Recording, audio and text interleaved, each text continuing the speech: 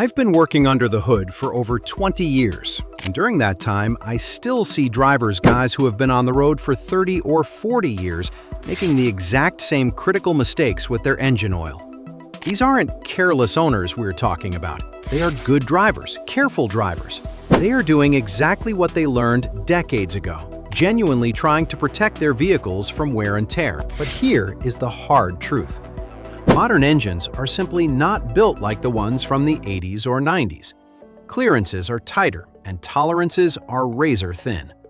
That passed-down wisdom from the old days is now quietly causing up to $4,000 in internal damage before your check engine light even blinks. If you are treating your new truck or sedan the same way you treated your first car, you might be setting yourself up for a catastrophic financial surprise. Today on Core Car, we are counting down the 7 oil change habits that are ruining your engine without you even realizing it. Stay until the very end, because the #1 habit on this list is a classic protection trick almost everyone uses on older cars, and it is actually starving your modern engine to death. Number 7. Reusing the old crush washer. You are under the truck. You just drained the old oil, wiped the drain plug, and you are ready to thread it back in. You look at that tiny metal ring on the bolt, the crush washer. It looks perfectly fine.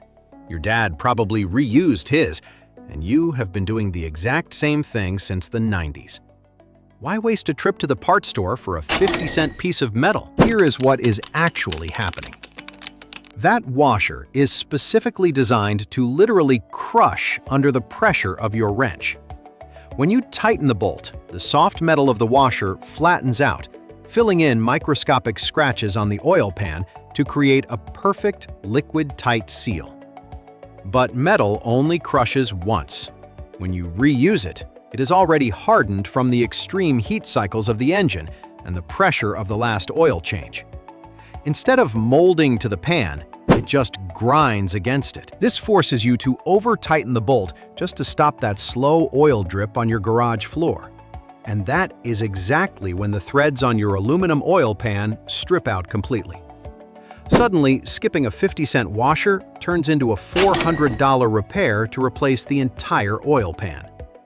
Buy a fresh washer every single time. That slow leak is frustrating, but at least you can see it on your driveway.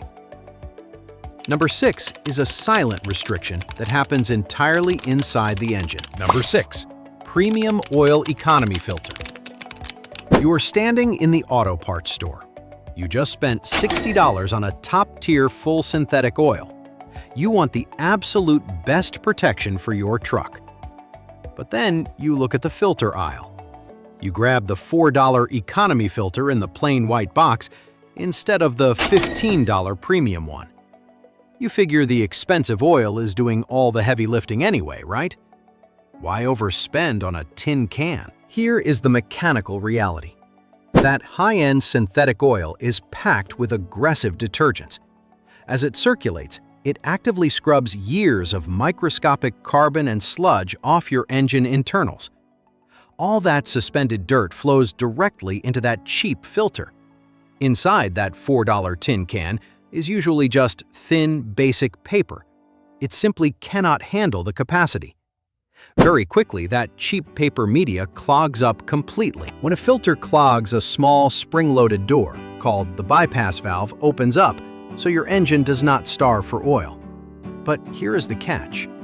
Once that valve opens, all that dirty, abrasive oil bypasses the filter entirely. It gets pumped directly into your main bearings and camshafts at high pressure.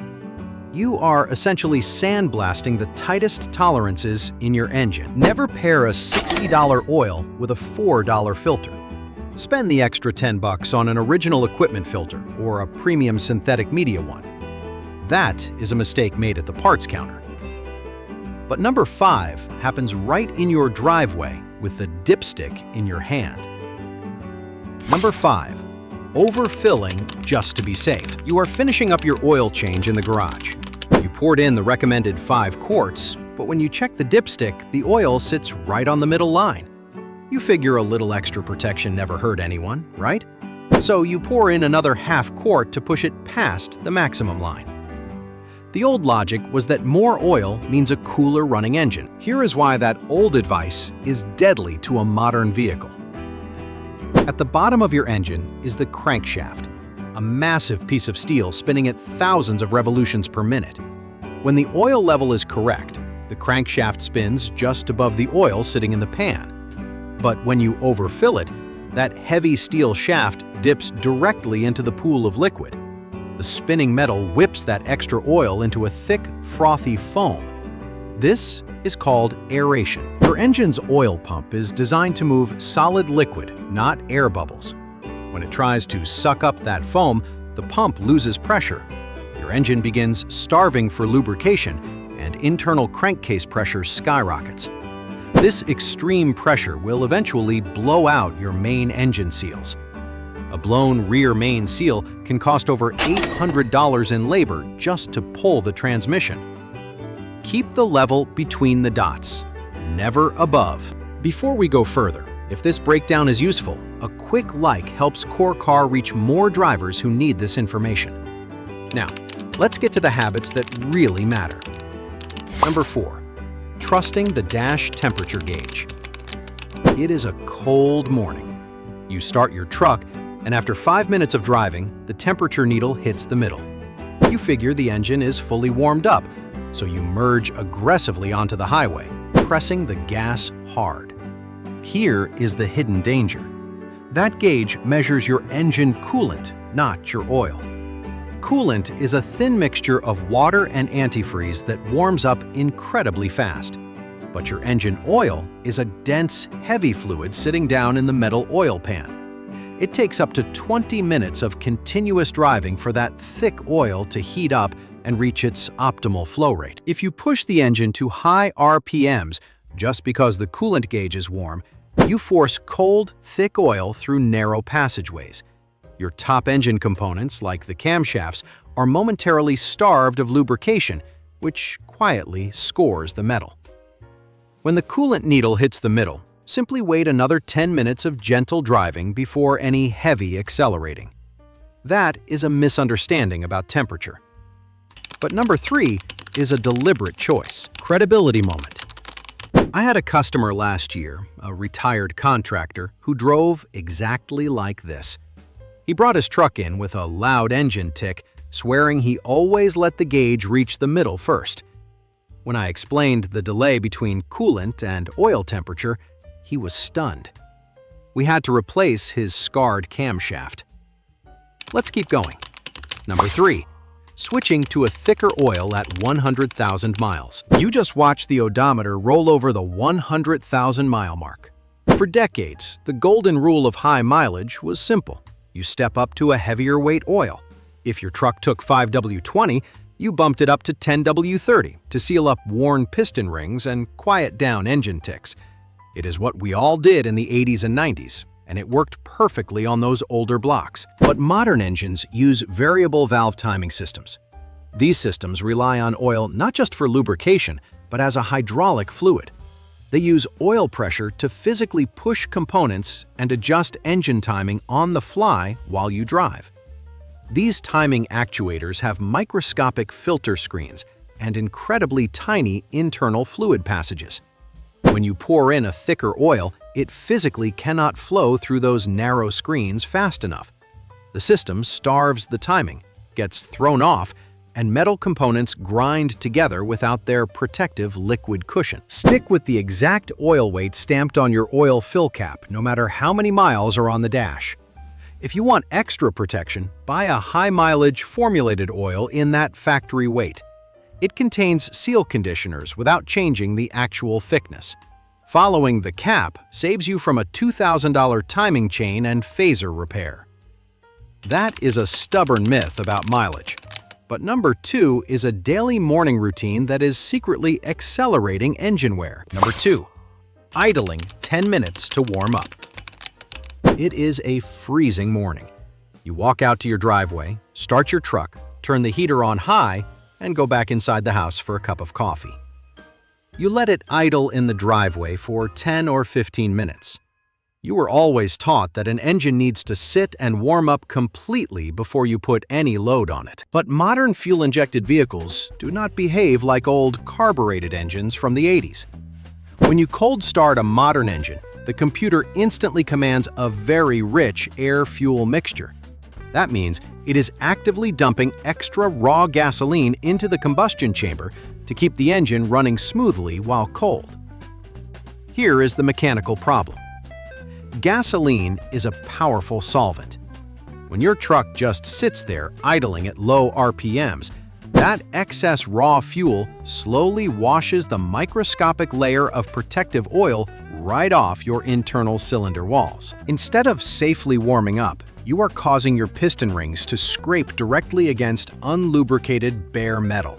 Worse, this raw fuel seeps past the rings and drips down into your oil pan, chemically diluting your engine oil and destroying its ability to protect your bearings. The correct method: start the engine, wait 30 seconds for oil pressure to stabilize, and drive away gently.